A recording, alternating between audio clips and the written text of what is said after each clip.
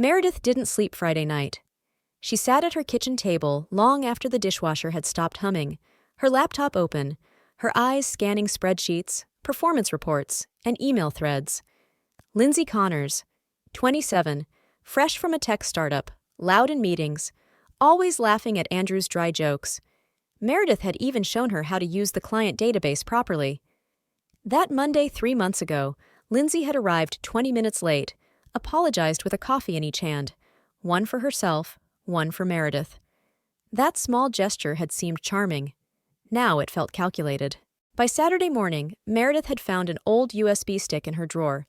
She copied everything she had been tracking: poor decisions, overlooked expenses, HR complaints whispered in confidence, including 2 that involved Andrew, which he had asked her to file later and never did.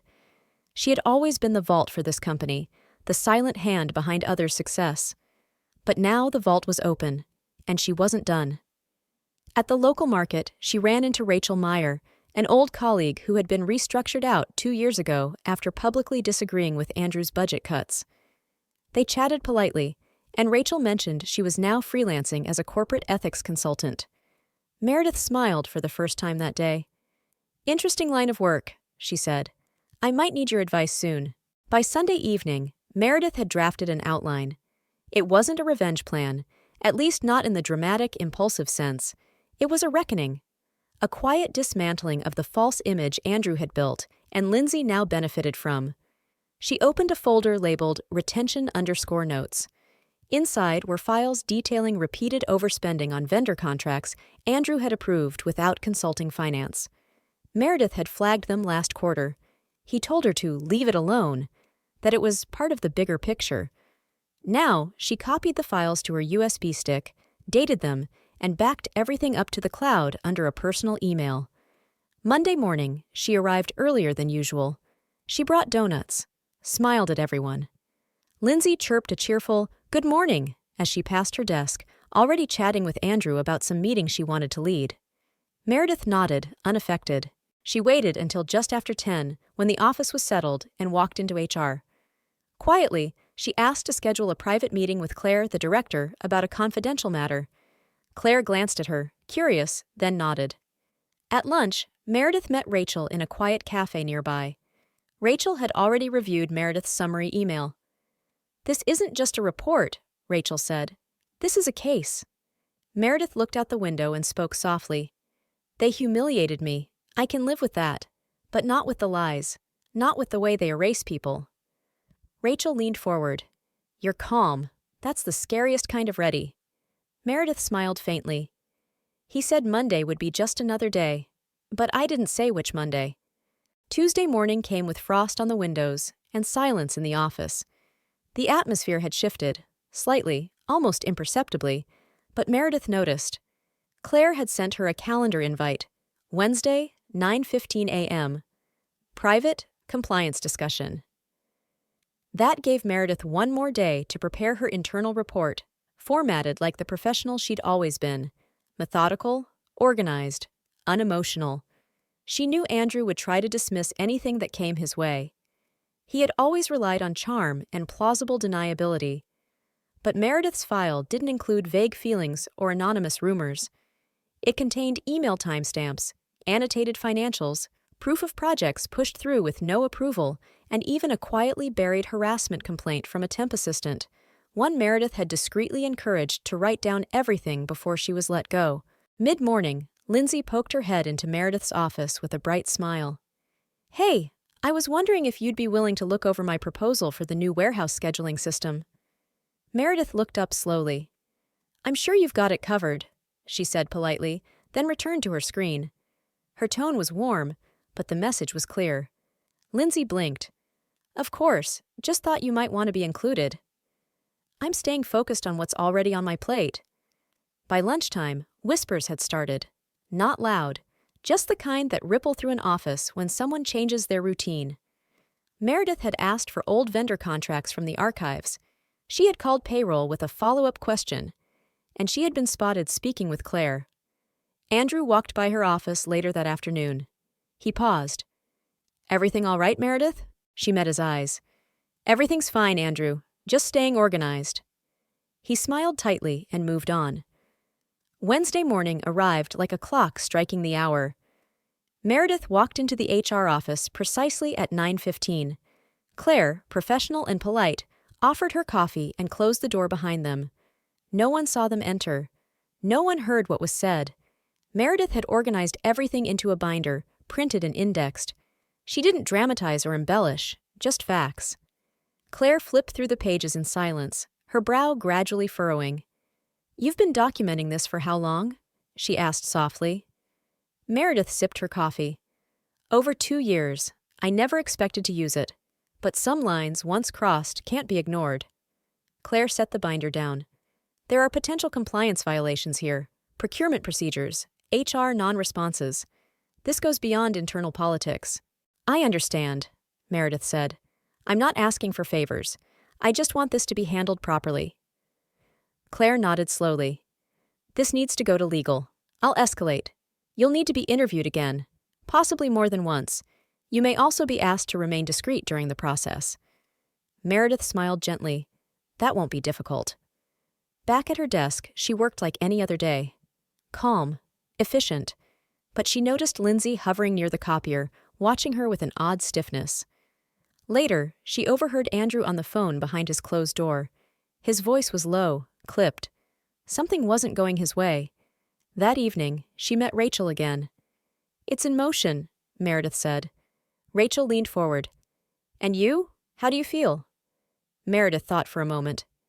"Strangely peaceful, like I finally stopped pretending." Rachel nodded. "Then you're more than ready." By Thursday morning, the silence inside Holden and Price had changed texture. Not the usual kind, not just deadlines or busy inboxes. It was the silence before a storm breaks, the kind where people start lowering their voices without knowing why. Claire passed Meredith in the hallway and offered a brief professional nod. That was new. Normally, she barely acknowledged anyone outside HR. And Andrew, well, he had started closing his door more often. Meredith sat at her desk, finishing a report, as Lindsay's voice echoed from the break room. Too bright, too high-pitched. "I mean, I don't know what's going on, but something's definitely off, right?" She laughed nervously. No one replied. Around noon, Meredith received an email from the legal department requesting a formal statement and a meeting. Friday, 3 p.m. The message was short, procedural, but the weight of it sat with her all afternoon. This wasn't an HR issue anymore. It was compliance. It was liability. That evening, Rachel called her. "You're already past the point of no return," she said calmly. "Don't look back now." "I won't," Meredith said. "But I'll admit, I'm tired, not scared, just tired of pretending none of this mattered." "It matters," Rachel replied, "and they're finally going to see that." Friday arrived cold and gray. At lunch, Andrew called a quick meeting with the management team. Meredith joined, as always, taking notes with quiet precision. Andrew looked uneasy, but he covered it well. Lindsay sat beside him, nodding with exaggerated enthusiasm. Meredith watched her carefully, the way she kept glancing around, fidgeting with her pen. Afterward, Lindsay caught Meredith by the elevators. "Hey, just wanted to check in. I hope we're still good, you and me." Meredith smiled warmly. "Of course, Lindsay. We're just getting started." At 2:55 p.m. on Friday, Meredith stood outside the conference room, calm but alert. She was holding a leather folder with additional documentation, including a timeline she had prepared the night before. When the door opened and legal associate David Niles invited her in, she nodded and stepped inside. He was joined by a second lawyer, Angela Shaw, older, more direct. "Miss Hall," she began, "we appreciate you coming forward. What you submitted to HR was detailed and, frankly, troubling. Today is for clarification and any supplemental materials you believe support your claims." Meredith didn't flinch. She had lived through budget collapses, executive reorgs, and shareholder panic. She had watched people cry in elevators and pack up desks with no warning. She was past being afraid. She laid out the timeline, explained how each contract approval bypassed protocol, how Andrew had asked her to delay submitting expense reports, how 2 complaints, both from younger female temps, never saw follow-up. One of them, she explained, left the company without receiving her final paycheck. Meredith had followed up quietly, but was told to drop it. Angela asked questions. So did David. They weren't hostile. They were methodical. An hour later, Meredith stepped out of the room. No one was waiting. The office felt almost too quiet. By Monday morning, rumors had intensified. Someone had been called into HR. Someone else had seen a legal team on the fourth floor. Andrew looked strained. His usual forced charm had cracks now. He walked past Meredith in the hallway without a word. Rachel called that evening. "And?" she asked. "They listened," Meredith said. "And they took notes. A lot of notes." "Then you've shifted the ground under their feet." Meredith stared out her kitchen window, her voice soft. "Not out of revenge. Out of necessity." On Tuesday morning, HR sent out a vague but formal message. All managers are required to attend a mandatory compliance review this week. No reason given, no details. That same afternoon, Andrew's office door stayed closed for over an hour. When he finally emerged, he looked pale and unfocused, walking straight past his own assistant. He didn't stop at Meredith's desk. He didn't speak to anyone. Lindsay, meanwhile, had grown quieter. She had stopped asking for feedback, stopped smiling so broadly. Meredith noticed her hovering near the break room window, phone in hand, whispering to someone. Maybe a friend, maybe a lawyer. By Wednesday, Meredith was called in for a follow-up with legal. Brief, precise, no nonsense. They asked about specific transactions she had flagged in the procurement records. Meredith explained calmly. One transaction had been signed off while Andrew was supposedly on medical leave. Another had bypassed 2 levels of approval entirely. When she returned to her desk, Claire passed by, paused, and said quietly, "Thank you, Meredith, for your integrity." That was the first open acknowledgement from someone inside. At home, Meredith received a late call from Rachel. "I spoke to someone in regulatory compliance," she said carefully. "They've heard chatter. If Holden and Price doesn't address this internally, they might be forced to report it externally." Meredith closed her eyes. Then they have no time to waste. On Thursday, 2 people from accounting were asked to resubmit quarterly vendor reports. One of them looked genuinely confused. The other? Nervous. Something had begun shifting. Not loud, not dramatic, but real. The ground was cracking, and Meredith was right at the center of the fault line. By Friday morning, Meredith received another calendar invite, this time from the executive office. Meeting, executive review, confidential. She accepted it without comment. Around noon, word spread. 2 department heads had been temporarily relieved of their responsibilities, pending policy clarification. No one said it out loud, but the tone had changed. These weren't just routine inquiries anymore. They were the beginning of fallout. Andrew canceled his weekly team check-in.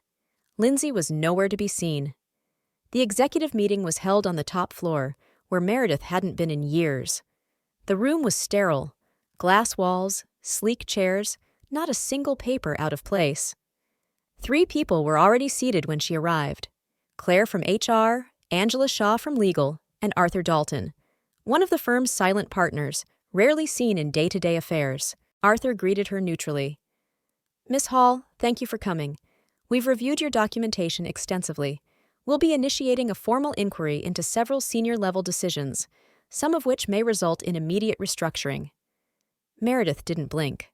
"I understand." Claire added gently, "You may be asked to remain in your current role during the investigation. We know this has been difficult."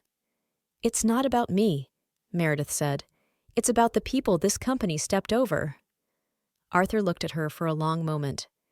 "You've shown restraint and integrity. Not many would have done the same." When Meredith returned to her floor, Andrew's office door was shut. An hour later, a courier arrived with a sealed envelope.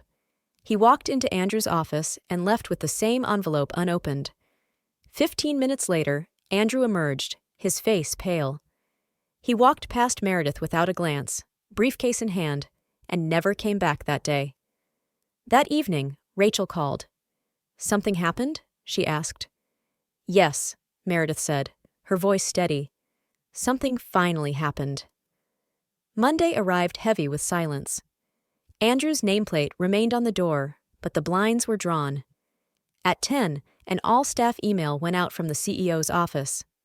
Effective immediately, Andrew Beckett will be taking a leave of absence pending the outcome of an internal review. No one said it aloud, but Meredith could feel the shift in posture around her. Glances in the hallway, more questions behind closed doors. Lindsay returned that afternoon, eyes red but defiant. She went straight into HR. She emerged 40 minutes later without speaking to anyone. Meredith kept working, quietly, steadily.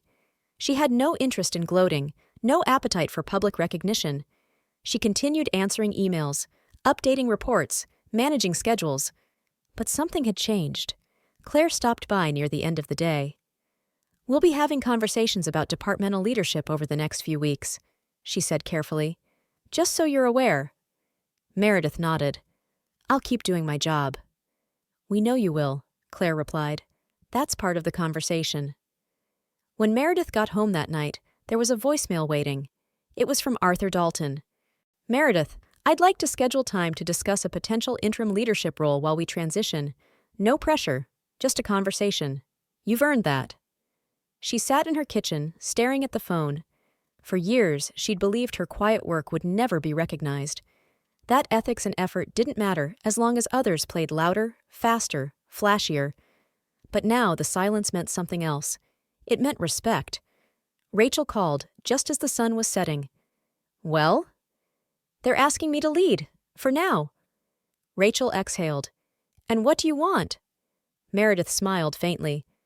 "To repair what's broken, not to wear a crown."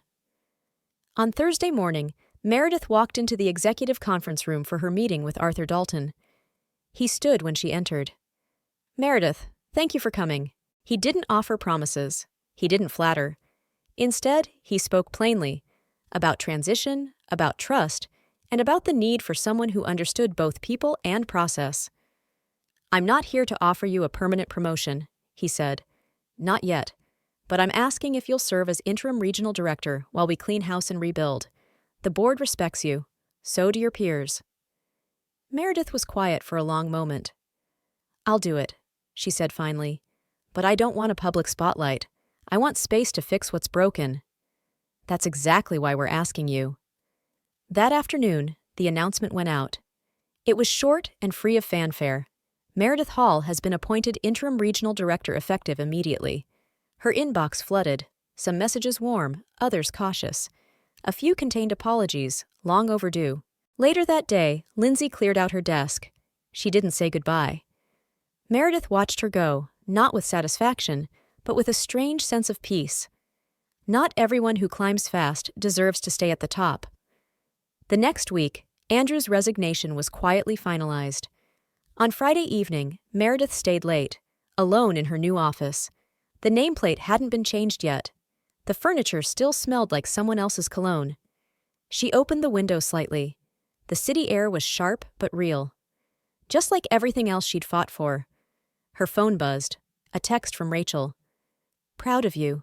You didn't burn it down. You built something better."